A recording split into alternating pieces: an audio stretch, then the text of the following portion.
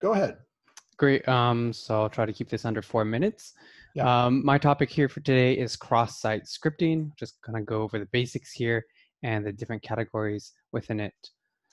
So cross-site scripting is listed in OWASP's top 10. It's a web application vulnerability that allows attackers to inject malicious script into a victim's browser session. And most importantly, it appears that it's coming from a trusted source. So the code is going to be executed from that vulnerable site.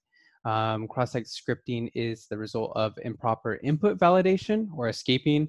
So this is going to allow user-supplied data to be injected into the HTML source. And that's kind of where the issues lie. So let's take a look at the different categories that lie within cross-site scripting.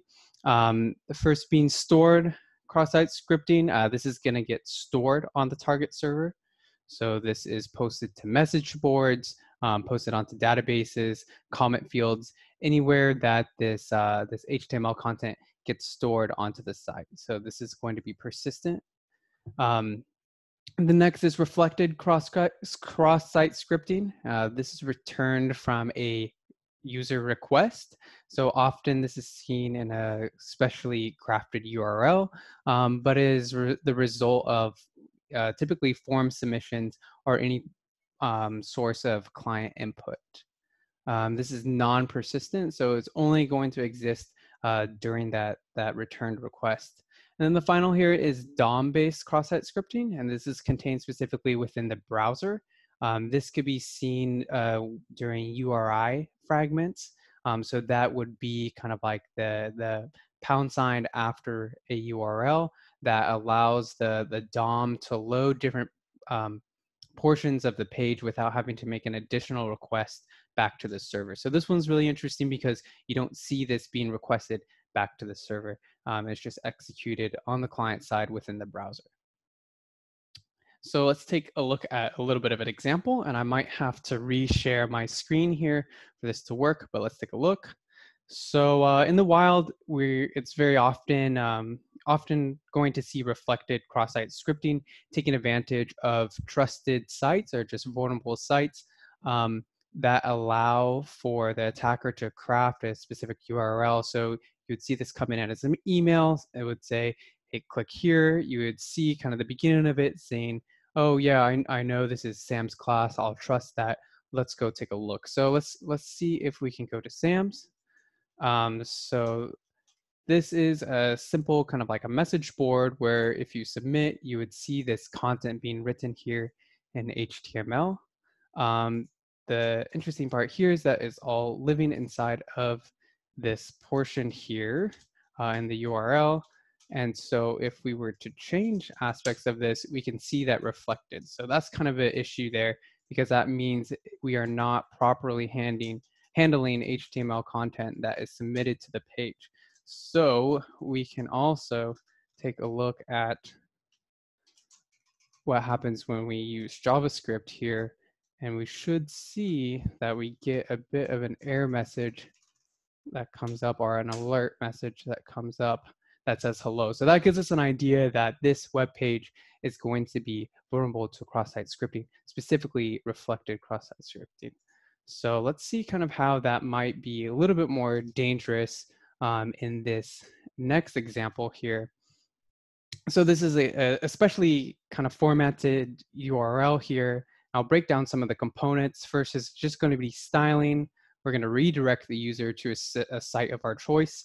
And then we're also going to post their cookie here.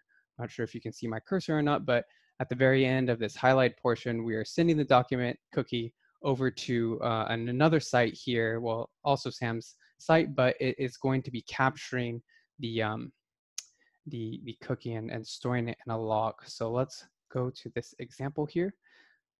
So we're here. We think this is his Sam's class, his site here. It looks trustworthy. This looks very enticing. We're going to go click here for some good, clean fun. But unfortunately, it sends us to evil.com, somewhere we're not expecting Sam to send us. And actually, let me reshare my screen because you cannot see everything.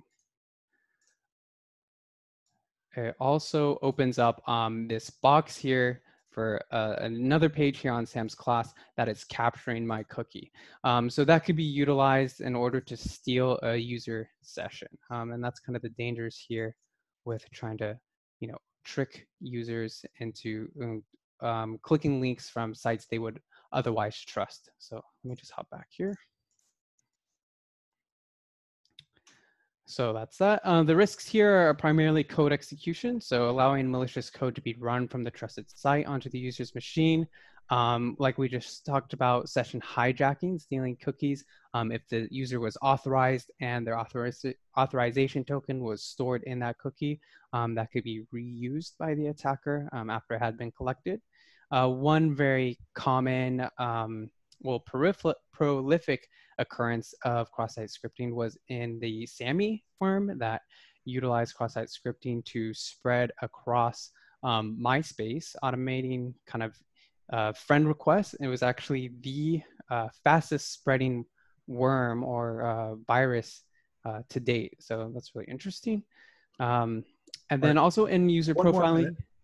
Oh, okay. I'll wrap this all up then.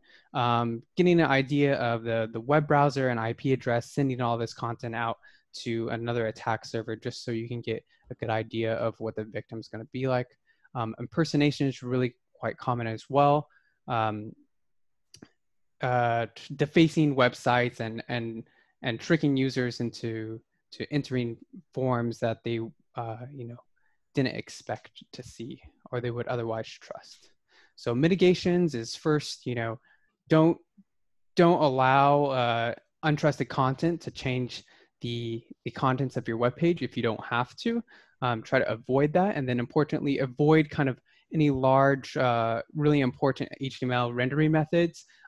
Really just kind of, if you had to have user content be inputted to your page, then just treat it only as text. Importantly, a way for you to do that is use a secure framework that's going to help with encoding and escaping that content and ensuring that it's all registered properly by the server and doesn't execute it as code or as a HTML content.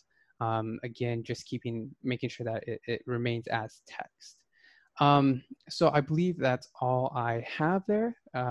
If anybody has any questions, I'd gladly go back and kind of talk about some of the mitigation techniques, but you also can find a lot more information from the OWASP cross-site scripting prevention cheat sheet, where they show very useful guidelines, kind of general guidelines on what you should do to try to mitigate some of these vulnerabilities. Thank you. All right. Thank you.